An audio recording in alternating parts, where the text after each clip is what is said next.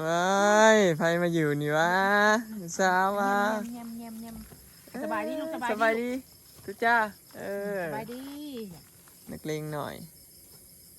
อยู่กับไผ คิดจะเฮงแล้วบอกอีซี่ว่าไม่ได้ชดบุงจะถมไล่จะเกิดท้องเนาะ กินข้าวแล้ว นี่ใช่นี่ ว่าสีไล่สดกันกับไม่เถามาลาพี่น้อง นั่งไล่ชดใส่เนี่ย อยู่ใส่ ดีว่าแต่หลายคนนี่แหละแต่ว่าสัญญาณบ่ค่อยโอเค มีแต่อยู่บ้านสัญญาณอยู่นาบ่มีสัญญาณเลย ภาพแล้วพื้น สรุป มาเถอะ บอยโทรหาหมอแล้วพี่น้องหมอผ่าให้แล้ว ลูกมันเน่าขาเถาะตายขาเถาะ โอ้ยมันเลยเนาะ มันหัง ลูกผ้าแล้ว ผ่าแล้ว มืออื่นผักพื้นมือฮื้อยังได้ไปเอา ลูกมันตายคาท้องจักโต บ่จักบ่ได้ถามมือกับ แต่ วาง มันตาย หู คาท้อง แม่นไปเอ็กไปกวดอยู่ใส่ ค่าผ้า 5,000 เอาไปหาหมอจ้ะ เท่าไหร่รถไม่เซ็ต ยังบ่ฮู้ แต่ยังมูก็สิได้เนาะ แต่ว่าค่าไปกวดน่ะยังบ่ฮู้เพราะว่าเอาแต่ว่าจ่ายเงินเพิ่นไปแล้ว5,000แต่ว่าบ่รวมค่าผ่าอีกค่าผ่าน่ะเพิ่นว่า5,000เฉพาะค่าผ่าเด้ผ่าอย่างเดียว แต่กระบะมันเนาะ ผ่าลูกออก ลูกบ่ออก น่าสิประมาณหมื่นกว่า นี่มันน้อยบ่จัก อู้จะใหญ่ มันสิเกี่ยวหมดลูก โอ้นี่เขาว่าหลายคนมาอันพวกที่ฉีดอันให้มันเป็นมันนี่ได้เทื่อแล้ว เขาทำได้ลูกซะก่อนเนาะ อืมหรือว่าเห็นมันเชิงแหละจะไปฉีดให้มันเป็นมันในที่มันลูกมันก็เกิดลูกตายค่าคลองแต่ที่แน่ๆนะคือลูกมันตายนะ ลูกมันออกมาบ่ได้มันตายเหรออ ม มันก็คือทรมานเนาะสุเนาะ เนี่ยมันเจ็บท้องมัน มันเจ็บมันแข็งกันดิ เห็ดได้ก็เลยพาไปหาหมอซะ มันจะหายช่อยมันเขาบ่ายแล้วกันเนาะหายผล ผมเป็นยังมันก็โอเคละวันนี้ได้พาได้มาเนาะ เบิ้งนี่ โทรหาหมอหาก็ติดวันนี้เละที่ว่านั่นได้ ต้นอันนี้ต้น มันบ่ได้ลูกอีกเทื่ออัน น นี้ มมันอันนั้น ตอนนมมันเด้งมันแวบลง นมปัดชี้อันนี้ลูกมันเพิ่นบ่เห็น เดี๋ยวสิซอยอยู่จ้าจักพัน ถ้าคันไล่สดก็สิไล่สดอยู่2ไม่ธรรมดาป่ะ2เจ้า ลงไปก็ได้ อืม แต่ต้องเว่าเว้นกันเว่าแล้วสิได้เทือกชอบเว่าเอาลงช่องเฮาก็ได้แล้วแต่จะเว้าละว่าอะไร ไล่ ก็ แม่ ช่อง งช่องพร้อมกันโลด นั่นได้ก็ได้ ไล่ที่ละช่องก็ได้มือไล่ช่องมือไล่ช่องก็ได้ อืม เบิ่งก่อนหาเงินบ่พอไปเอาเฮ้ยเนาะสิปลามันตายบ่ คล้ายหน้า กระบะเนาะ ตะกะบาบตะกะบาบ มัน ดิ ก็อันมันเจ็บบ่มันนอน มันเจ็บท้องมันเมื่อวาน เจ็บมันแข็งกันดิ หมอบอกว่ามันเน่าเลยกำลังเน่าลูกมันในท้อง จักโต บ่จักบ่ได้ถามรายละเอียดแต่มันหูแต่ว่าถามเพิ่นผ่าแล้วมื้อฮื้อจังมาเอาเพิ่นน่ะมื้อฮื้อแล้วมาเอา มืออื่น มื้ออื่นมื้อฮื้อประมาณนี้ ออกมา อยู่มุกว่าแต่อยู่มุกคืออยู่ อยู่สวรรค์พาอยู่สวรรค์ อ๋อ คลินิกเราน่ะแต่ว่าไปกวดในกวดอยู่ไทยเครื่องกวดมีแต่อยู่ไทยเด้อ แม่ เฮาก็ได้เสียเงินจ้างค่ารถเข้าไปอีกเด้อเสียทั้งค่าเอ็กแล้วก็ค่า เว้ยไม่แดนน่ะ ค่าเอ็กอีกน่าสิประมาณ 3-4 พันเนี่ยมันจะประมาณรวมทั้งค่าพา5,000ก็สิตกอยู่ห บ้านมื มื่ อน ก เขาก็ ว่า ค่อยถามเราเกินทำเกินไว้เขาจะเตรียมเงินไปถึงเลย แต่ว่าตอนนี้นะหายไปแล้วแต่ว่าที่แน่ๆต้องได้จ่ายอีกคือ5,000เพิ่มอีก5,000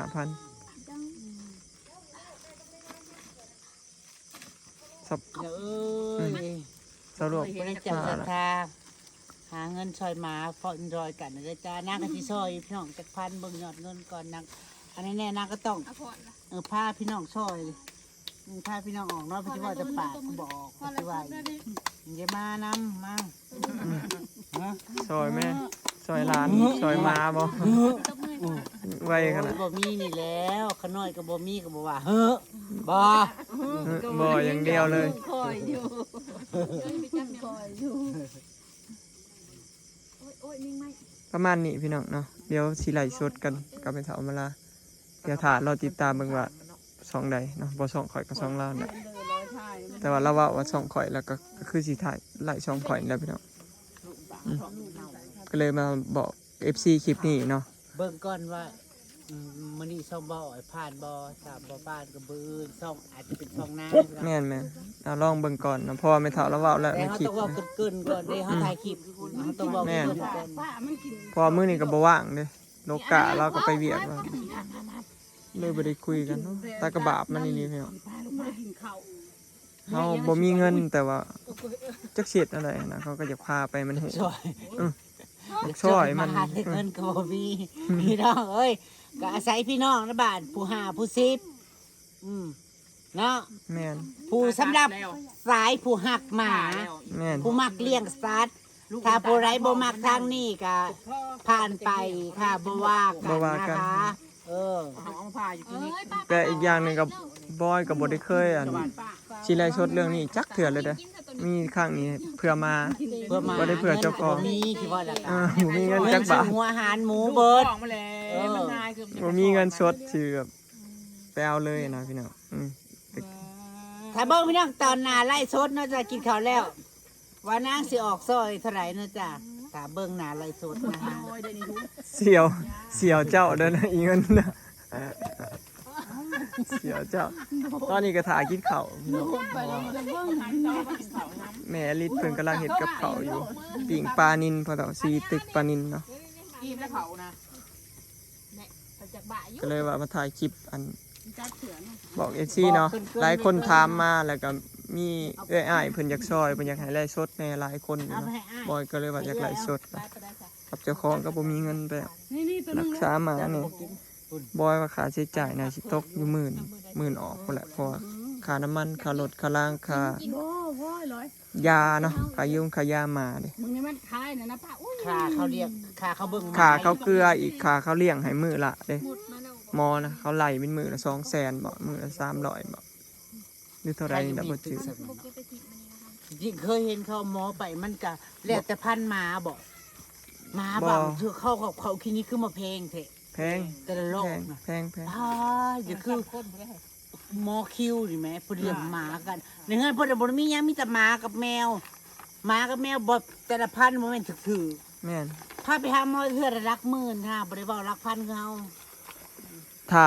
เบิ่งอาการมีเงินอีกพี่น้องแต่ว่าหมอพาแล้วเนาะเพิ่นว่ามันคือชอบให้ดีขึ้นจังได้ไปเอา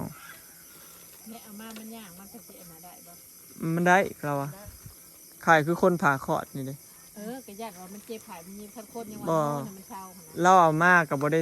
ได้ล้างแผลล้างหยังเราเอาปล่อยคำมันบ่ได้ติดเชื้อนี่ยังก็อิหยังนี่นะก็ดูอาการกันไปเรื่อยๆคือคนนี่แหละเราว่า แล้วนี่ ก็เลยว่าให้หมอน่ะก็ฉีดมันให้มันเลย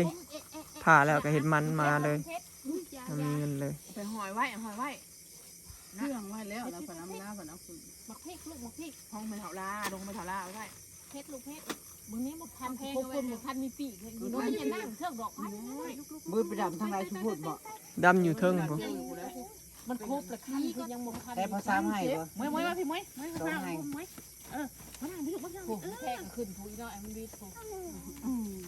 คนนั้นนี่ อัดเลยสิเขา อย่าง ไปปลูกหญ้าจนมือเปื่อยเบิดบ่นั่น ปลูกเนี่ยใช่ หญ้าอย่างในวันเนี่ย อิหยังอันนี้ หนังพอหนัง ก็มาใส่แคบหมูแคบหมู คันเฮาไปเลือกบ่ายมันเลยจะพ่อยนางไปบ่ายเลยมันนอนงายคือมันให้ช่วยมันน้ำมันจะเห็นกันแตกเลยดิ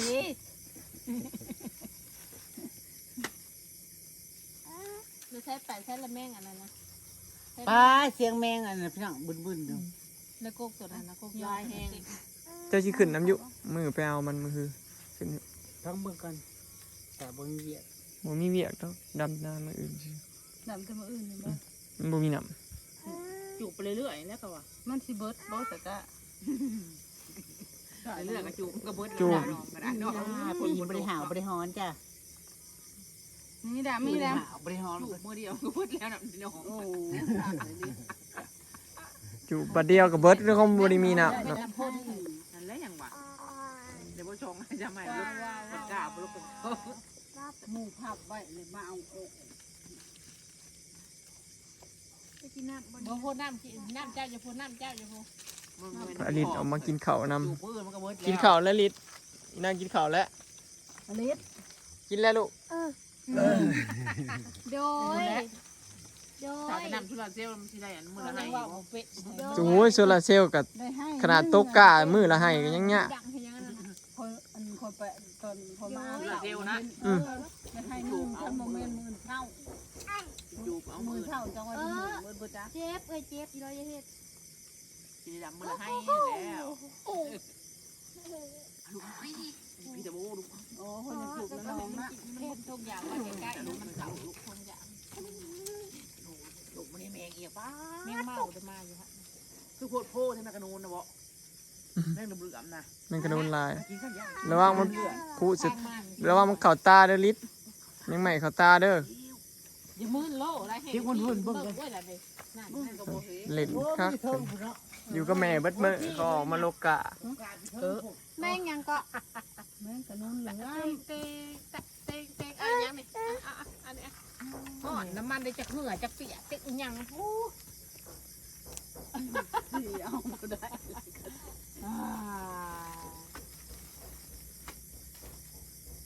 แกนดิ กำลังนั่งถากินข้าวพี่น้องเมืองน้องทำมากินก่อนนะ เขาก็มีหลานมันตาย ไอชิพามาเบิ่งแม่อลิศ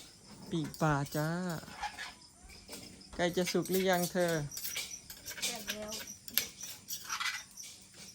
แม่อลิศเพิ่นข้าวคั่วได้มื้อนี้เพิ่นออกมากินข้าวอยู่นะพระตาชีตึกปลาน้องพระตามีปีกปลา2 เตาเลยเรากินเด้อพี่น้องแซ่บแน่นอนสองปีก2 เตาทางลุมกันแล้วคั่วไก่อีกไว้กินเขาวมื้ออื่นพี่น้องดำหน้าพูแม่น้องเมยพูนจับไก่ไว้อื่นสิเด็ดบ่ยากเราพักลงดำหน้าดำมีน้ำสำไรก็ดำสำนั่นนะพี่น้องเนาะดำตามน้ำเฮามี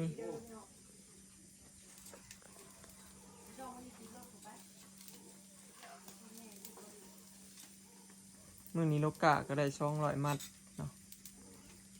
ที่จริงเขาก็อยากลกลายกว่านั้นอยู่พี่น้องแต่ว่าบ่มีน้ำดำเนาะพี่ทางพี่กินข้าวก่อนละหิวข้าวแห้งว้ายคนบ่ได้โลกะไปกินข้าวก่อนหมู่ ลกได้มัดนึง โอ้ มันก็กินคำนึง มันแก่กับวันนี้ กินข้าวอยู่หน้าพี่น้องมื้อนี้เนาะคลิปนี้ก็สิขอเก็บภาพบรรยากาศไว้สำนี้เด้อพี่น้องฝากเบิ่งคลิปฝากเป็นกำลังใจให้เด้อเนาะไปแล้วสบายดี สวัสดีจ้าแม่สบายดีสบายดีสบายดีไว้ดี หัวใจเราสิแล่นลงโปรตีนแล้วหัวใจแล่นลงโปรตีนแล้วกันนั่นนี่มันตะบุญหัวเราอะ